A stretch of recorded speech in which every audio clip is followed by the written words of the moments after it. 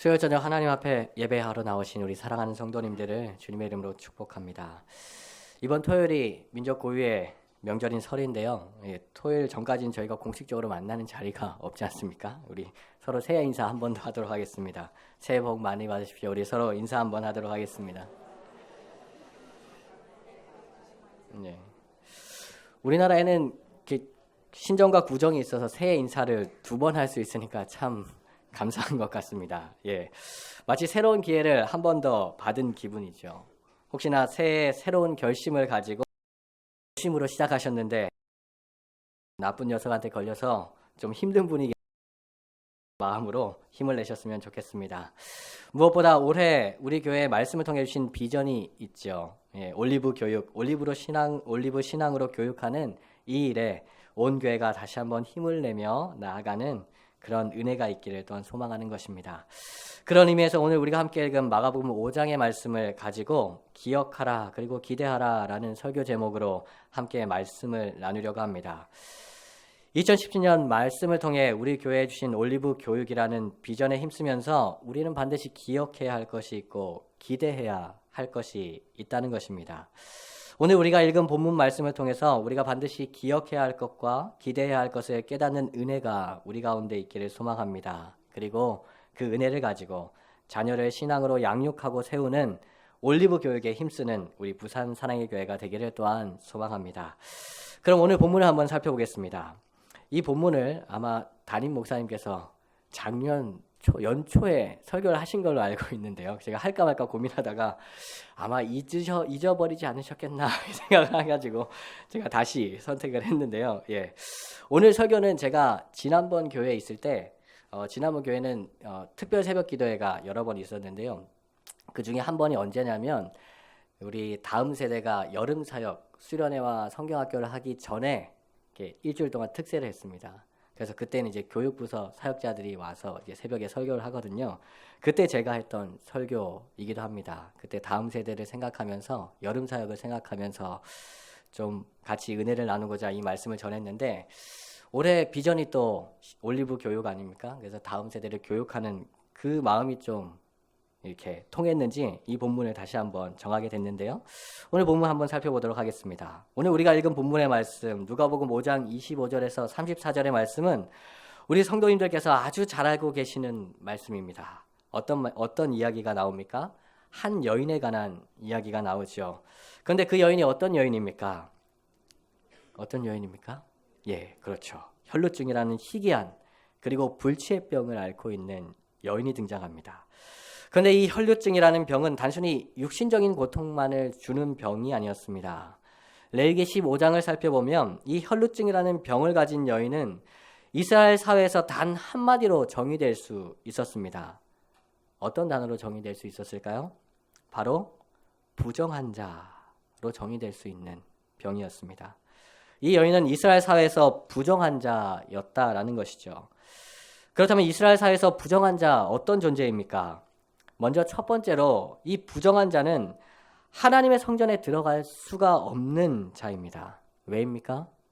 부정한 것은 하나님께서 받으실 수 없기 때문이죠.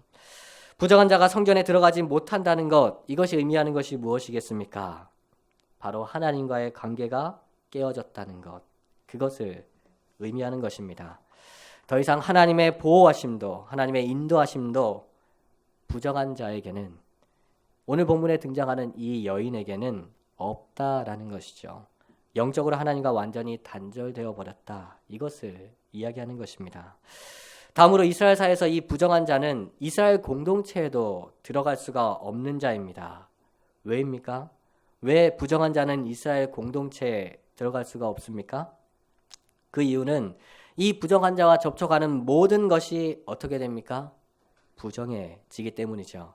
이것은 무엇을 의미합니까? 쉽게 이야기해서 여기에 등장하는 이 여인이 가까이 할 수 있는 사람이 없다라는 것입니다. 사람만이 아니라 모든 물건까지도 부정한 자와 접촉하면 다 부정하게 되죠. 그녀가 가까이 할 수 있는 사람은 없습니다. 다른 사람과 관계를 맺을 수가 없다라는 것이죠. 다른 사람들과의 관계가 깨어졌다라는 것, 그것을 의미하는 것입니다. 사랑하는 가족과 함께 지낼 수도 없고 친구와도 함께 있을 수가 없습니다. 아예 그녀가 이 여인이 거하는 집이 어디에 있습니까? 이스라엘의 진영 바깥에 있었습니다. 주변 모든 사람들이 그녀를 부정한 자로 자신을 부정하게 만드는 마치 병균과 같이 취급하는 것입니다. 마치 불치의 병에 걸린 그런 전염병 환자를 보듯이 이 여인을 봤다라는 것이죠. 가까이 하기를 꺼려하고 두려워하고 멀리서부터 피해갑니다. 그리고 혹시나 그녀가 가까이 오면 어떻게 합니까? 성경 말씀에 뭐라고 기록되어 있습니까? 돌로 치라라고 기록되어 있습니다.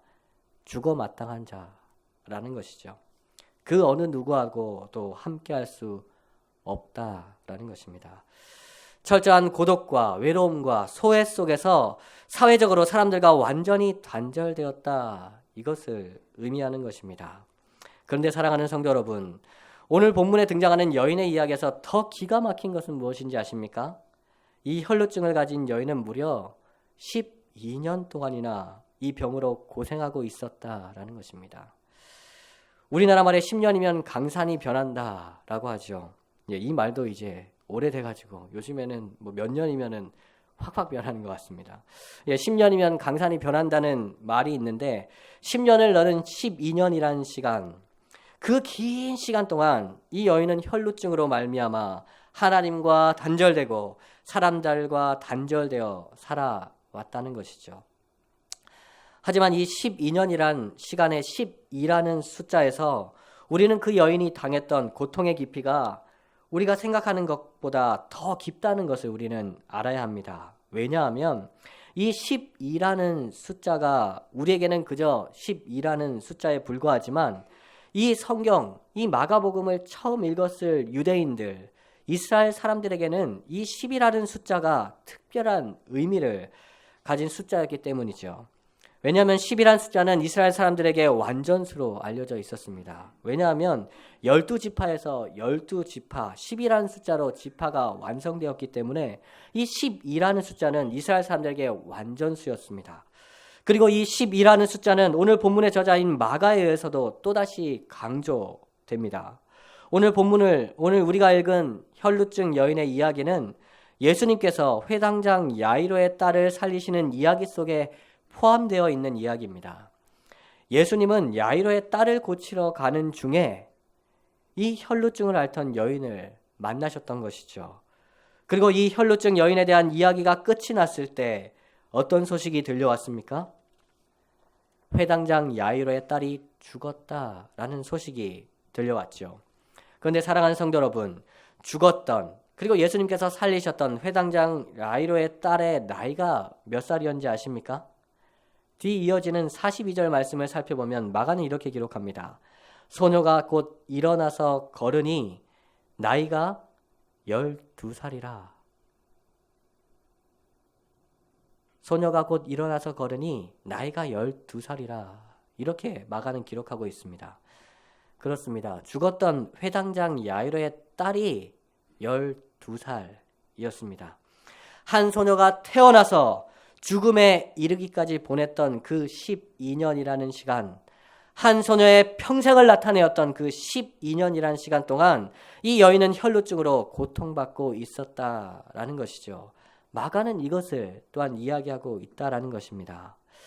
사랑하는 성도 여러분, 오늘 본문을 기록하면서 마가는 이스라엘 백성이 잘 알고 있었던 10이라는 숫자의 상징적인 의미와 12년간의 생을 살다가 죽은 회당장 야이로의 딸 이야기를 통해서 혈루증을 앓던 여인의 삶이 완전하게 그리고 전체적으로 하나님과 단절된 고통, 사람들과 단절된 고통 가운데 있었음을 표현하고 있다라는 것이죠. 그런데 사랑하는 성도 여러분, 이 여인의 고통이 여기에서 끝났을까요? 아닙니다. 우리 본문 말씀 26절을 다 같이 한 번 더 읽도록 하겠습니다. 26절 우리 한 번 더 읽겠습니다. 시작. 많은 의사에게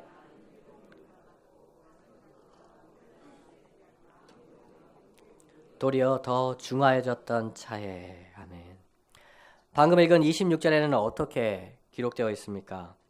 그 고통스러운 12년간의 삶 속에서 이 여인은 가지고 있었던 모든 재산을 아무 효용없는 치료에 다 허비했다라고 마가는 기록하고 있습니다. 그리고 이 여인에게는 마치 사형 선고와도 같은 절망스러운 말로 이 여인의 상황을 마가는 기록하고 있습니다. 무엇입니까? 혈루증이 더 심각해졌다. 더 중하해졌다. 있는 것을 다 허비하며 철저한 암흑 같은 12년이라는 시간을 보냈는데 그녀에게 남은 것은 더 깊어진 병뿐이었다. 이 이야기를 하고 있는 것이죠. 사랑하는 성도 여러분, 여러분이 이 여인이라면 어떤 심정일 것 같으십니까? 영적으로는 하나님과 단절되어서 평안함이 없고, 사회적으로는 사랑하는 가족들은 물론 친구조차도 만날 수도 없고, 주변 사람들과 가벼운 인사조차 건넬 수 없는 철저히 혼자 살아가는 고독 속에 있고, 아무리 가진 방법을 다 써봐도 내가 가진 것 다 동원해서 치료해봐도 더 심해져가는 자신의 병 앞에서 이 여인의 마음은 어떠했겠습니까? 이 여인의 마음은 철저히 무너져 내렸을 것입니다. 내가 왜? 나는 왜? 나만 왜? 끝없는 질문 가운데 이 여인의 마음은 계속해서 무너져 가고 있었겠죠. 어쩌면 절망이라는 이 단어가 이 여인의 마음을 가득 채우고 있었을지도 모릅니다. 저는 솔직한 마음에 개인적으로 이 말씀을 묵상하면 묵상할수록 놀라운 것 한 가지가 있습니다. 이 여인이 자살하지 않은 것, 그게 놀라운 것 같습니다. 어쩌면 그 고통 속에서 끝이 보이지 않는 터널을 지나가는 그 어두운 상황 속에서 그녀가 삶을 포기하지 않고 하루하루를 살아왔다는 것, 그것 자체가 기적일지도 모릅니다.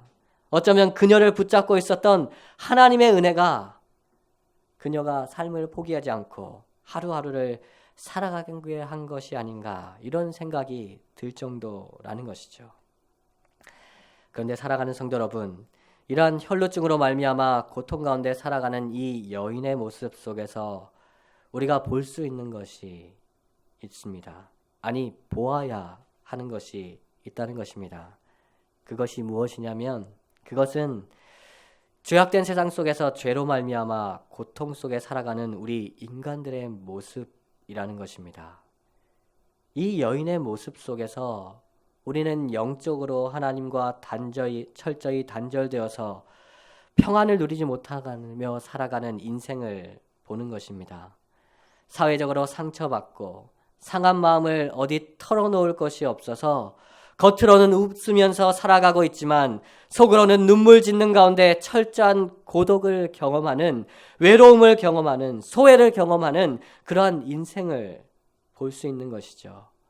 그리고 열심히 노력해서 무언가를 이루면 잠시 동안의 만족은 있지만 노력하면 노력할수록 더 깊어져가는 공허감, 그 속에서 헤어놓을 수 없는 자신의 연약한 모습 가운데 절망하는 인생을 보아야 하는 것이죠.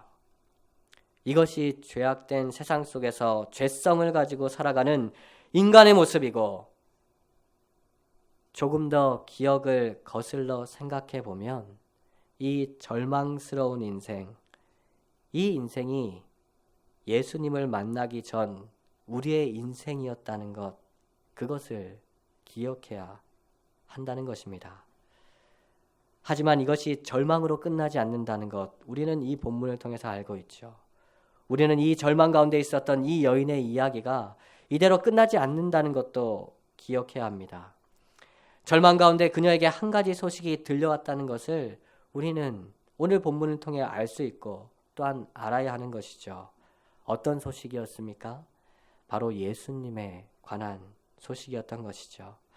절망 속에 있었던 그 여인에게 들렸던 그 소식은 바로 예수님에 대한 소식이었습니다. 그리고 이 여인은 예수님에 대한 소식을 듣고 예수님께로 나아갔습니다. 그녀는 예수님으로 말미암아 치유함을 받았고 온전한 회복을 경험했다라는 것으로 오늘 본문의 이야기는 끝이 나는 것이죠. 먼저 여인은 자신이 아무리 노력해도 이룰 수 없는 혈루병이 나았다는 것을 경험했었습니다. 본문 말씀 29절을 우리 다 같이 한번 읽도록 하겠습니다. 29절입니다. 읽겠습니다. 시작. 이에 그의 혈루 근원이 곧 마름에 병이 나은 줄을 몸에 깨달으니라. 아멘. 여인이 예수님의 소식을 듣고 믿음으로 예수님을 만졌을 때 자신을 얽매이고 있었던 혈루증으로부터 자신의 육신이 회복되었다는 것을 스스로 깨달았다라고 오늘 본문은 기록하고 있습니다. 자신의 모든 재산을 쏟아부어도 어떠한 노력을 기울여도 이룰 수 없었던 것을 누가 이루어 주신 것입니까? 예수님께서 이루어 주셨다라는 것이죠. 사랑하는 성도 여러분, 우리도 예수님으로 말미암아 이러한 개인적인 회복을 경험한 인생들입니다.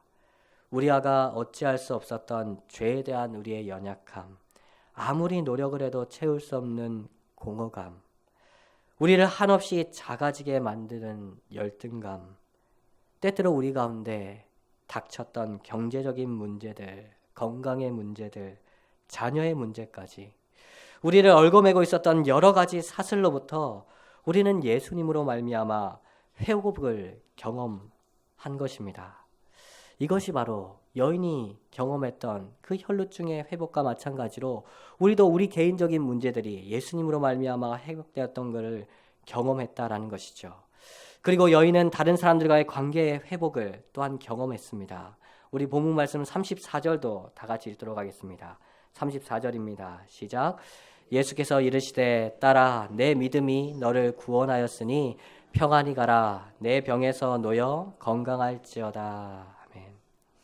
이 말씀은 예수님을 따르던 이 여인이 나와서 예수님께 자신이 예수님께 손을 대었으며 자신의 몸이 나았다는 그 고백을 했을 때 예수님께서 많은 사람들이 듣는 가운데 여인에게 해주신 말씀입니다.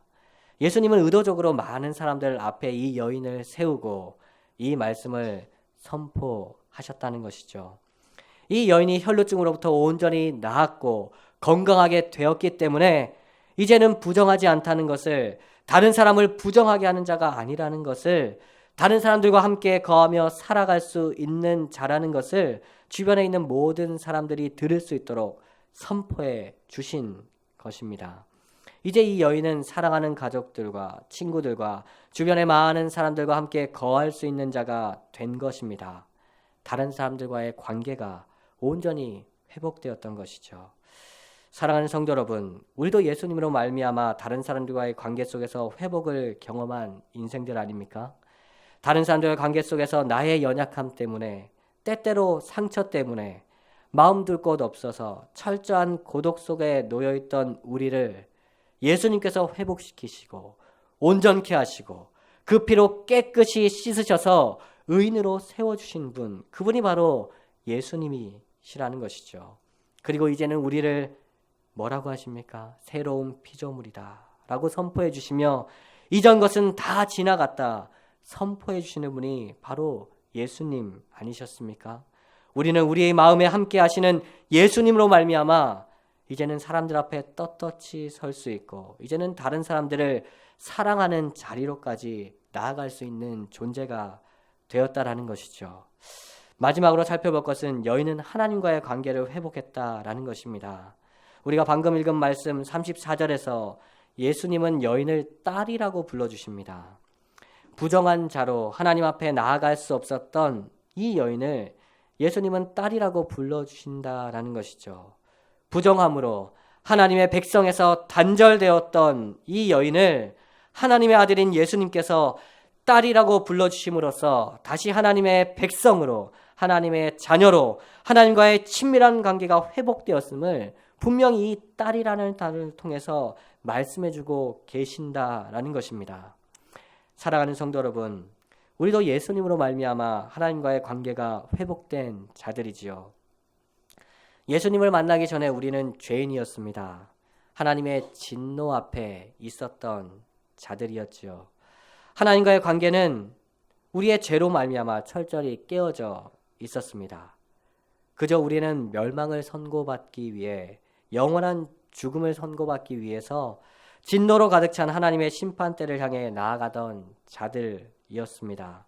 우리에게는 어떠한 소망도 없었고 오직 남아있는 것이라고는 지옥행, 편도, 티켓뿐인 자들이었다라는 것이죠. 하지만 무슨 일이 일어났습니까? 예수님을 만난 것이죠. 그리고 예수님이 자신의 피로 우리 모든 죄의 값을 치르셨다는 것과 하나님 앞에 우리를 이제는 의인으로 세우신 것을 깨닫게 되었다라는 것이죠.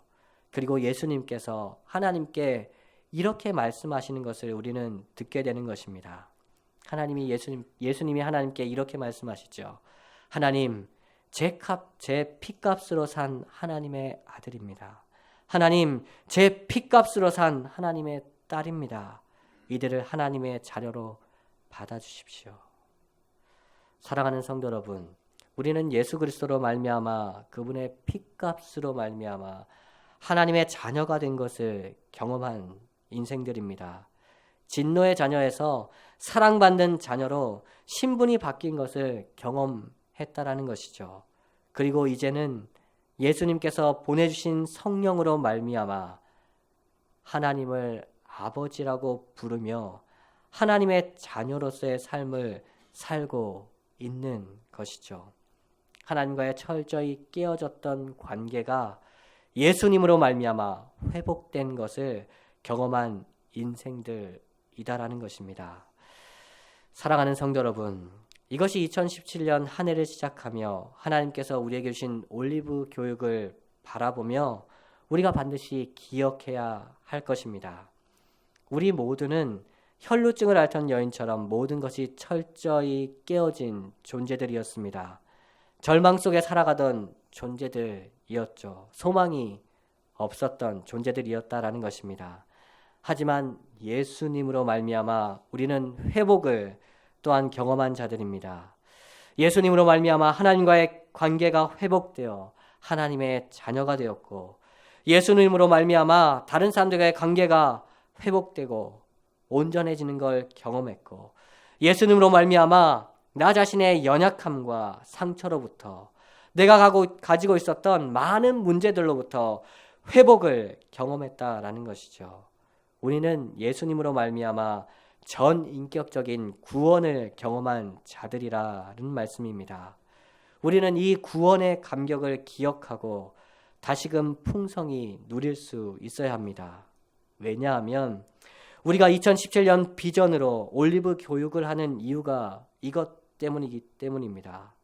우리가 먼저 구원을 경험한 자들이기 때문에 하나님께서 우리에게 이 비전을 주신 것이라는 말씀이죠. 우리가 올리브 교육을 하는 이유는, 올리브 신앙으로 교육합니다라고 선포하는 이유는 우리의 자녀를 좀 더 착한 자녀로 키워보자는 도덕주의적인 차원의 것이 아니고, 우리의 자녀를 좀 더 잘 키워보자, 좀 더 세상 속에서 잘 나가는 인생으로 키워보자는 인도주의적인 차원의 것도 아니다라는 말씀입니다. 이것은 영혼의 차원이다라는 것이죠. 한 영혼의 회복, 한 영혼의 구원의 문제다라는 것입니다. 그렇기 때문에 우리는 또한 기대해야 한다라는 것이죠. 우리가 경험했던 예수 그리스도로 말미암은 회복이, 우리가 경험한 그 회복과 그 은혜가 우리의 자녀들에게도 동일하게 일어나기를 기대해야 하는 것입니다. 사랑하는 성도 여러분, 예수님은 한 영혼에 관심이 있으십니다. 예수님은 많은 무리가 예수님을 둘러싸서 밀고 있는 상황에서 자신의 옷에 손을 댄 한 여인을 찾으셨습니다. 그리고 그 여인을 만나기 위해 죽어가는 회당장 야이로의 딸을 고치러 가시던 그 발걸음을 멈추신 분이십니다. 회당장이라는 사회적, 종교적 지위를 가진 그 사람의 부탁도 잠시 뒤로 미루고, 한 소녀의 목숨이 왔다 갔다 하는 상황도 잠시 뒤로 하고, 예수님은 한 여인, 그것도 혈루증으로 말미암아 부정해진, 모두가 피하는 그 한 여인을 위해, 그 여인을 만나기 위해 그 발걸음을 멈추셨다라는 것이죠. 사랑하는 성도 여러분, 2017년 예수님께서는 올리브 교육을 통해서 우리 자녀 한 영혼 한 영혼을 위해서 우리의 발걸음을 잠시 멈추고 그들의 신앙으로 믿음으로 섬기자라고 우리에게 말씀하고 계시는 것입니다. 사랑하는 성도 여러분, 우리 자녀들도 우리들이 그랬던 것처럼 예수님으로 말미암은 회복이 필요한 영혼들이다라는 것이죠. 개인적인 상처와 열등감과 소외감과 두려움으로부터의 회복이 필요하고 부모님과 친구들과 다른 사람들과의 깨어진 관계에서의 회복이 필요합니다.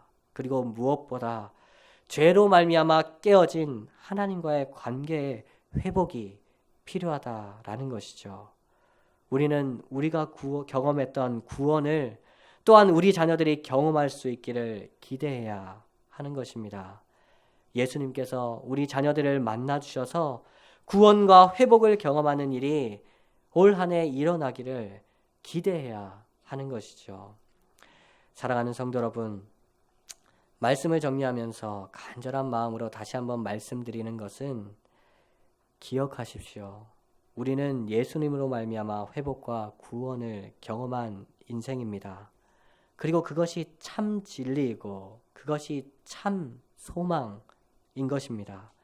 그리고 또한 기억해야 할 것은 우리 자녀들도 예수님으로 말미암은 구원과 회복이 반드시 필요하다라는 것입니다. 우리는 이것을 기대하며 이것을 소망하며 2017년 한 해 하나님께서 주신 말씀을 붙잡고 올리브 교육을 하고 있는 것이죠.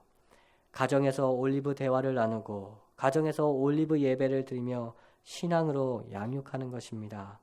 교회에서 올리브 기도회를 통해 한 영혼 한 영혼을 품고 온 교회가 합심하여 기도하기로 또 계획하고 있는 것이죠. 올 한 해 하나님께서 우리에게 주신 말씀을 붙잡으며 올리브 정신을 가지고 가정과 교회가 연합하여 우리 자녀들을 양육할 때, 우리 다음 세대들을 양육할 때 예수님으로 말미암은 구원과 회복의 은혜가 넘치는 2017년 한 해가 되기를 주님의 이름으로 축복합니다.